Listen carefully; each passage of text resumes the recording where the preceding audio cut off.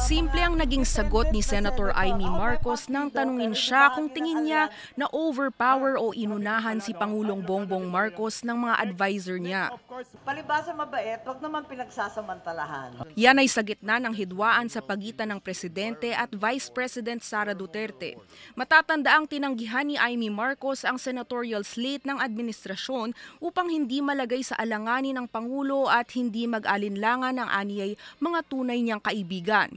Kilalang malapit na kaibigan ng Vice President si Senadora Marcos. Dagdag ng re-electionist, sinusubukan naman niyang abisuhan ang kanyang kapatid. Siyempre, nag-e-effort naman tayo, pero siyempre, bisibisihan na ngayon at lagi naman nagkikita pag maraming tao.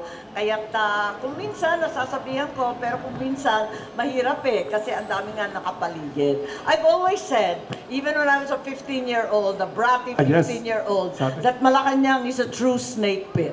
Dagdag ng senadora, wala na siyang plano matapos ang 2025 at masasabing speculative lamang ang mga usapan na maaari siyang tumakbo para sa mas mataas na posisyon. May hiling naman ukol sa pagkalas ni Amy Marcos si Ping Lacson na tumatakbo sa ilalim ng alyansa ng administrasyon para maging senador muli. I-share ko lang sa iyo, no?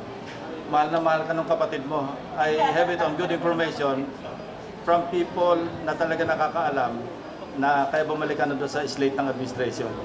Ang dalawang nais tumakbong independent na senatorial candidate, sinabi rin na mayroon pa silang unfinished business kaya gusto nilang bumalik o manatili sa Senado. Kasama riyan para kay Senator Marcos ang pagtulong sa mga magsasaka at pagbigay ng sapat na makinarya. Pinag-usapan naman ni Lacson sa At the Forefront sa Bilyonaryo News Channel na kailangang maging self-sufficient ng Pilipinas lalo na't dati ay nakilala tayo bilang agrikultural na bansa.